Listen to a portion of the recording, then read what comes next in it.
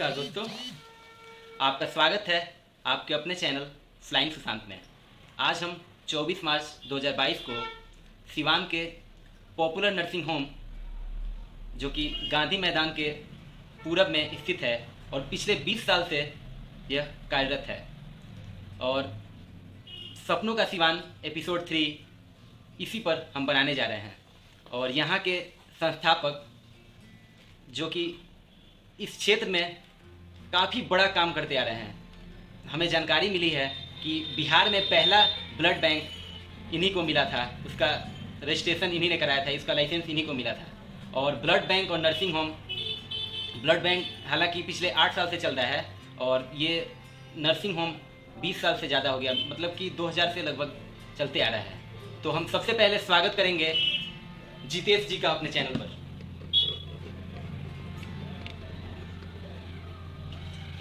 जितेश जी, आपका स्वागत है हमारे चैनल पर और सबसे पहले आप अपने बारे में बताइए।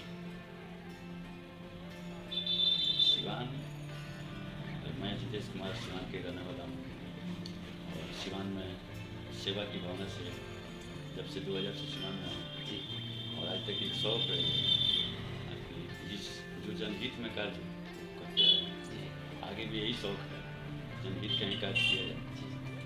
यदि जनहित में आप कार्य करेंगे तो मजदूरी तो मिलेगा ही, उसी मजदूरी से आप फलेंगे फूलेंगे, खुश भी रहेंगे।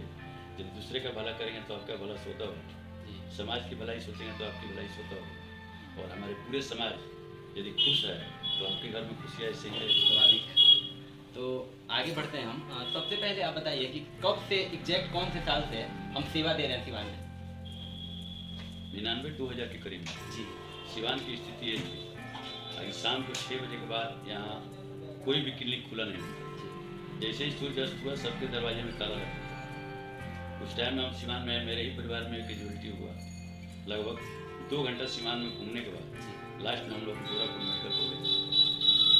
मेडिकल कॉलेज जाने पर सारी सुविधा मिली, सेवा मिला। वहाँ से एक सप्ताह बाद जब हम लोग अपने फैमिली के साथ हमारे विचार में आया कि एक ऐसा क्लिनिक यहाँ होना चाहिए 24 घंटा सेवा दे, यहाँ की जगह तो कुछ तो होगा। उस पर विचार आया और उस कार्य में हम लग गए। लगने में सबसे बड़ी कठिनाई आई कि मेरे परिवार में कोई मेडिकल नहीं था, मेडिकल ऑफिस में चाहिए, बैकग्राउंड कुछ नहीं। मेरा एक अपने ऊपर पूरा भरोसा था। आर्मी में जब ज्वाइन किया था उस टाइम मेरा AMC का कोर्स था, आर्मी मेडिकल कोर्स में ही हमने ज्वाइन किया, 1 साल हमने सर्विस भी किया। उसके बाद आर्मी छोड़ दिया। तो दिमाग में था कि मेडिकल में कोई भी काम आप करना चाहेंगे, इच्छा शक्ति है तो आपको मदद मिलेगी, सहयोग मिलेगा। क्योंकि अब कुछ आज के डेट में कुछ लोग कमर्शियल हो गए हैं, नहीं तो जितना लोग चिकित्सा संबंधी जुड़े हुए हैं उनके पास पहले भावना रहता है सेवा का। हाँ, सेवा में ही उनको जो है मेवा मिलते रहता है और सब लोग खुशहाल रहते हैं। तो जब यहाँ ये सोचे तो इसके बाद अब जो जगह वगैरह का व्यवस्था हो गया, सदर हॉस्पिटल में गए तो वहाँ डॉक्टर सुधीर कुमार सर्जन आए थे पोस्टिंग होकर के, और बिहार में प्रैक्टिस चला हुआ है। तो हम उनसे मिले तो उन्होंने हमको भरपूर सहयोग दिया कि टोटल मेडिकल ऑफिसर आपको मिलेंगे, जो मैंने चाहिए, मेडिसिन के भी डॉक्टर मिलेंगे, गायनिक के भी मिलेंगे, ऑर्थो के भी मिलेंगे। उस टाइम में ऑर्थो में हमारे डॉक्टर अभय बाबू मदद करने लगे, गायनिक में डॉक्टर सरिता कुमारी आई थी, वो मदद करने लगी, और मेडिसिन में डॉक्टर अशोक कुमार वर्मा आते थे। कुछ दिन हमारे यहाँ डॉक्टर सुनील कुमार परमानेंट रहे, मुक्तिनाथ सिंह, डॉक्टर मुक्तिनाथ सिंह आज भी हमारे ब्लड बैंक के MOIC मेडिकल ऑफिसर इंचार्ज। ऐसे ऐसे करके मेडिकल टीम की उपलब्धता हमको जितनी चाहिए उतनी भरपूर होगी और बहुत शान शौकत से हम लोग नर्सिंग होम चलाने क्रम में कुछ कठिनाई आई। तो सिवान के माहौल था, और सिवान में तो सरकार थी ही नहीं। हाँ। और यहाँ प्रशासन भी था, उस टाइम में मुख्य दफ्तर था। 2005-6 के बाद जब माननीय नीतीश कुमार जी की सरकार बनी, NDA की सरकार बनी, तो सरकार से जो जनता को चाहिए वो चीज़ मिली, सीधा संवाद। सबसे बड़ी सिवान की जनता को मिला कि बोलने का अधिकार मिला, खुल करके अपना बात रखने का अधिकार मिला।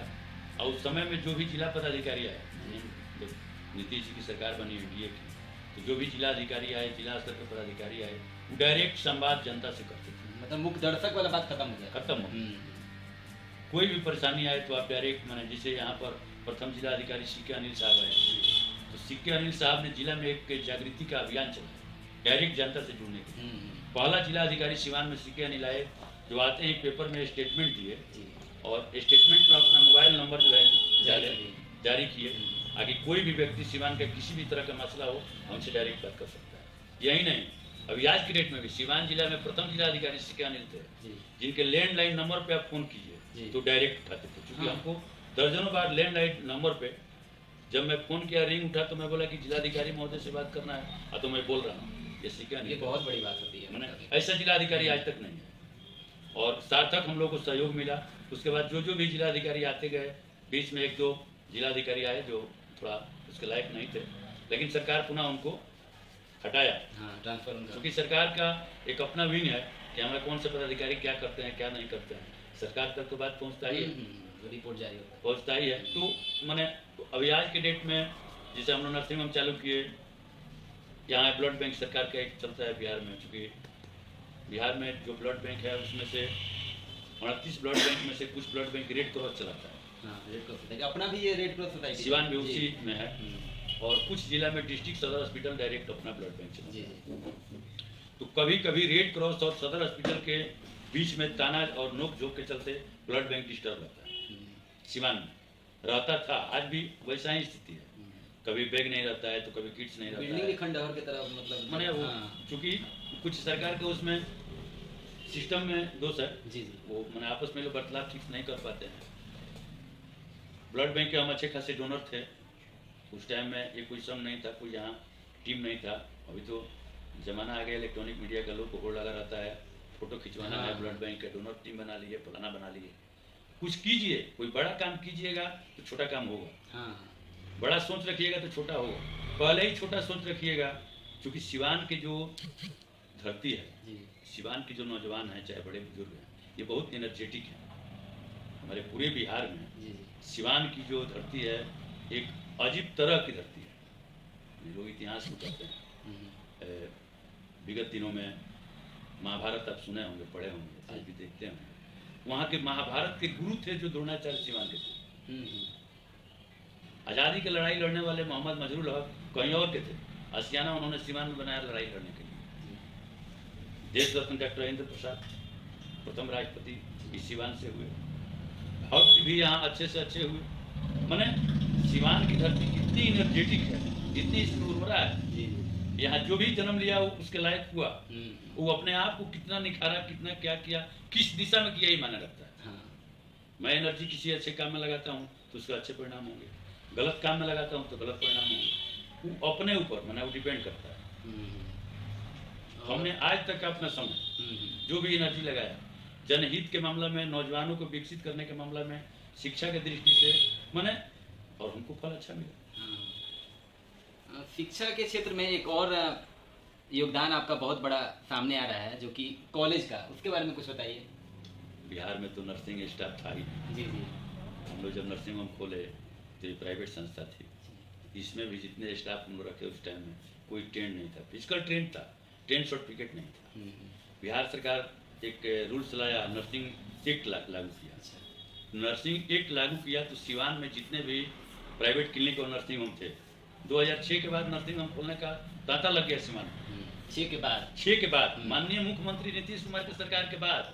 इसके पहले तो कोई यहाँ से बहुत डॉक्टर भाग गए, मतलब डर का माहौल बहुत ज्यादा, पलायन कर गए, अच्छे अच्छे डॉक्टर यहाँ से पलायन कर गए। आज के डेट में दर्जनों नहीं कहेंगे, सैकड़ों कहेंगे नर्सिंग होम खुला हुआ है, और सब लोग स्वतंत्र रूप से प्रैक्टिस कर रहे हैं, कोई व्यवधान किसी को, कोई व्यवधान नहीं है। लेकिन एक कठिनाई आने लगी जी। जब नर्सिंग एक्ट लागू हुआ तो किसी के पास ट्रेंड स्टाफ ही नहीं था। सदर हॉस्पिटल का भी वही था, सत्ता प्राइवेट का भी वही था। लेकिन सरकार की बड़ी माने चीज़ है, बड़ी योजना है, सरकार चाहेगी तो ट्रेंड स्टाफ उसको भारत स्तर में कहीं से मिल जाएगा।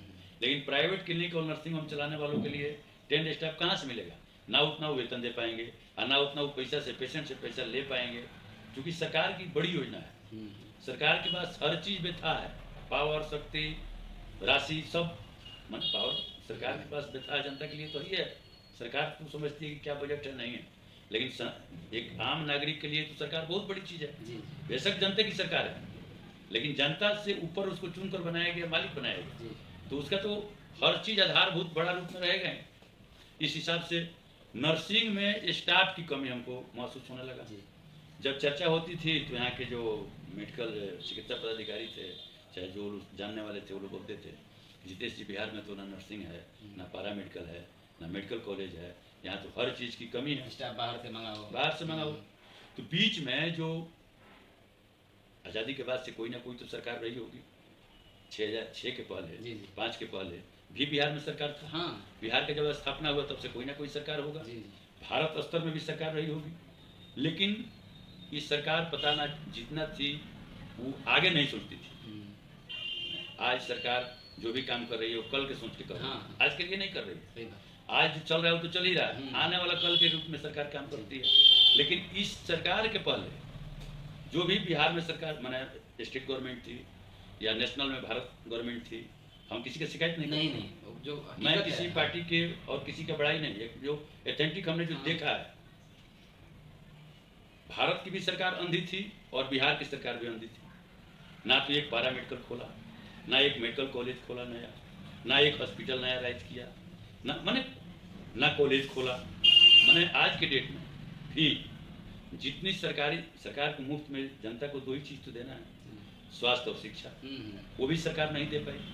पूरा विफल थी 5 के पहले, पूरा विफल मेडिकल में देखा। अब आज तो मेडिकल में आप जाइएगा, जहाँ डॉक्टर नहीं रहते थे, स्टाफ नहीं रहते थे, नर्सिंग स्टाफ, पैरामेडिकल स्टाफ, तो आज वो नहीं रहने का कागज, दवा लिखने के लिए डॉक्टर को कागज नहीं रहता था, बाकी चीज़ की बात छोड़िए। आज तो आप हॉस्पिटल में जाएंगे तो सैकड़ों प्रकार की दवा उपलब्ध है। मेडिकल ऑफिसर के पास जाएंगे तो वहाँ मेडिकल ऑफिसर उपलब्ध है, paramedical staff, nursing staff, total तरह की जांच की सुविधा, सैकड़ों के रूप में प्रकार की दवा की सुविधा।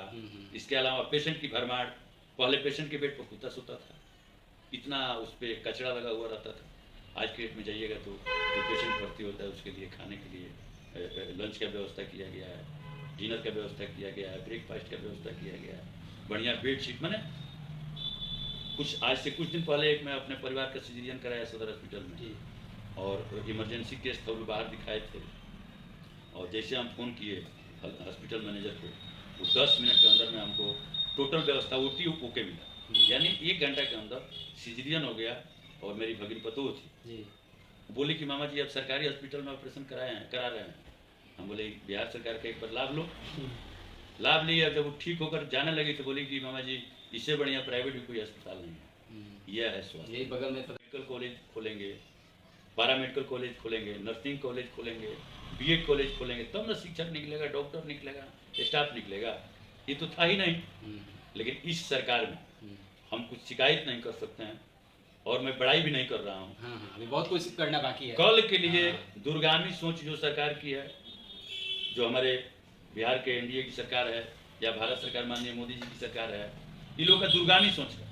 मैंने अब जैसे बिहार से लेकर दिल्ली तक आप जाएंगे तो एक नारा लगाते हैं माननीय प्रधानमंत्री श्री नरेंद्र मोदी जी, कहते हैं कि सबका साथ सबका विकास। देखिए इसको सोचिए, अपने आप को सोचिए कि सबका साथ और सबका विकास, और फिर कहते हैं सबका प्रयास।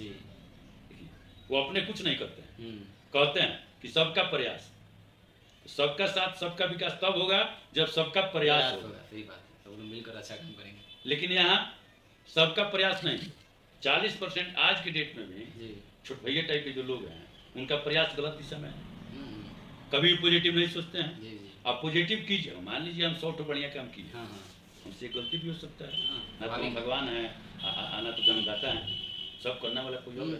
तो एक यदि गलती हुआ माने दुर्भाग्य से, तो उसको ये लोग इतना हाईलाइट करता है। लेकिन 99 सही किया तो उसका कोई नाम नहीं लेता है। कॉलेज के बारे में थोड़ा सा, जो कॉलेज खोले हैं उसके बारे में थोड़ा। आज के डेट में जो हमारा नर्सिंग कॉलेज है,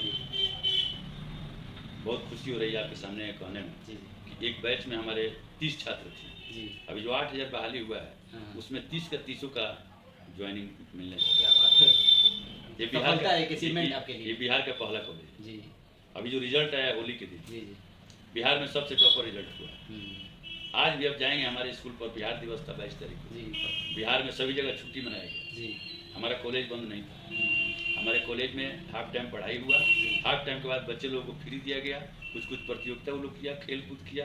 माने आज़ादी, बिहार की आज़ादी वो लोग स्वतंत्र रूप से 4 घंटा में लाए। क्या नाम उसका रखे हैं? मेरा नाम कॉलेज का दक्ष BSc नर्सिंग कॉलेज। और सिवान से लगभग दरौदा में हम लोग का कॉलेज है। जी, दरौदा ब्लॉक में। बढ़िया चीज़ है। और चलिए अब इस कड़ी में हम अंत की तरफ चलते हैं। सिवान के लोगों से क्या निवेदन है और भविष्य में आप जो काम कर रहे हैं इसका क्या लक्ष्य है? मैं सिवान के खासकर अपने नौजवान मित्रों से, नौजवान भाइयों से, जी नौजवान बहनों से ये अपील करता हूँ, जी और बड़े बुजुर्गों से, जो बड़ी बहनें और माता हैं, उनसे आग्रह करता हूँ जी कि सिवान की धरती बहुत इनर्जेटिक है। जी जो भी नौजवान हैं उनको अच्छे मार्ग प्रशस्त करें, जितना ही हो सकता है। जी 24 घंटे का रात और दिन होता है, उसमें वो लोग 22 घंटा कुछ भी करें, जी 2 घंटा समाज के प्रति सोचें, अपने भलाई के अलावा दूसरे की भलाई के लिए सोचें। तो 2 घंटा यदि प्रत्येक व्यक्ति अच्छाई की तरफ अपना कार्य से हट करके सिर्फ सोचता है समाज के प्रति, तो महीने के 60 घंटा हुआ। जी 60 घंटा में कितना दिन हो गया? 8 ही घंटा ना काट दिया हो सकता है, हम्म, तो बहुत समय है। मैं नौजवानों से खासकर अपील करूंगा कि जो पढ़ रहे हैं उसी में अपना रुचि लें, उसी में अपना मार्ग ऐसा पकड़ें ताकि पढ़ाई में भी उज्ज्वल आएँ, क्योंकि हमारे सिवान का नाम रोशन हो। जो लड़के पढ़ाई छोड़ चुके हैं, अभी कार्य में अपने कार्य की तलाश में हैं, तो बेकार ना घूमें, जी कुछ भी काम करें। ऐसा कोई व्यक्ति नहीं है जो बेकार रह सकता है। वो लोग जो कहता है कि सरकार जॉब नहीं दे रही है, सरकार के पास नौकरी नहीं है, ये तो सरासर गलत है। वो लोग देहचोर है। हाँ वो काम नहीं करना चाहते। वो काम करना नहीं चाहते हैं। हम लोगों ने बहुत कहा, मैं 699 रुपये में आर्मी में सर्विस किया एक साल। ये कोई सुनेगा तो हंसेगा, सही बात है। हंसने की बात नहीं अठासी है। नवासी जिसके पास इच्छा शक्ति है उसके लिए काम है, जिसके पास योग्यता है उसके लिए काम है, जी जिसके पास योग्यता नहीं है उसके लिए काम नहीं है। हम्म, इसलिए मैं एक बार पुनः फिर नौजवानों से अपील करता हूँ जी कि सरकार की भूमिका जो है उनके प्रति अच्छी है, सरकार की सोच जो है नौजवानों के प्रति अच्छी है। वो लोग सरकार की दोष न देकर हाँ अपनी योग्यता को बढ़ाएं, अपने स्किल को बढ़ाएं। सरकार उनके लिए तो सेवा और अवसर सुख देने के लिए प्रयत्न और हरदम तैयार है। गौर से सुनिए सिवान के नौजवानों, बहुत बड़ा बात इन्होंने बोला है। और अपना जो ये कार्य आप कर रहे हैं शिक्षा के क्षेत्र में और मेडिकल के क्षेत्र में, भविष्य में इसको कहाँ देख रहे हैं आप? अभी माननीय स्वास्थ्य मंत्री और माननीय मुख्यमंत्री नीतीश कुमार की जिस तरह से आज की भूमिका है, ऋतु की भूमिका है, जी जी आगे भी ऐसी चलती रहे तो सिवान में हमारे एक मेडिकल कॉलेज का स्थापना बिहार सरकार द्वारा किया गया है। जी एक प्राइवेट मेडिकल कॉलेज की स्थापना पुनः हो चुकी है, जी और उम्मीद करता हूँ ताकि और 1-2 मेडिकल कॉलेज की पुनः स्थापना होगी सिवान में। और यदि सरकार जिस तरह भूमिका आज है जी। कल भी रही तो कोई व्यवधान अगर ना आया तो सरकार की व्यवधान नहीं आएगी। मैंने हाँ। जनता भी ऐसी हाँ, अपनी सोच जी, जी। रखी तो हम्म। जनता की सरकार है, सबसे बड़ी बात है। जनता सरकार बनाएगी अच्छी, रखेगी अच्छी, क्योंकि बीता हुआ कल ना आए, नहीं वो फिर नहीं आएगा। नहीं आए हाँ। तो सिवान का और भी विकास होगा। इसके लिए हम लोग तत्पर हैं और नौजवानों से अपील करते हैं कि वो भी तत्पर और योग्य बन के आगे बढ़े। चलिए बहुत अच्छा लगा जितेश जी, बहुत बहुत धन्यवाद आपका इस चैनल के माध्यम से। और आज हमने सपनों का सिवान एपिसोड 3 जितेश जी के साथ समाप्ति की ओर अग्रसर हैं। और आप बने रहिए हमारे साथ, और कैसा लगा हमारा यह सामाजिक कार्य इसके बारे में बताइए। तब तक के लिए धन्यवाद, आपका दिन शुभ हो।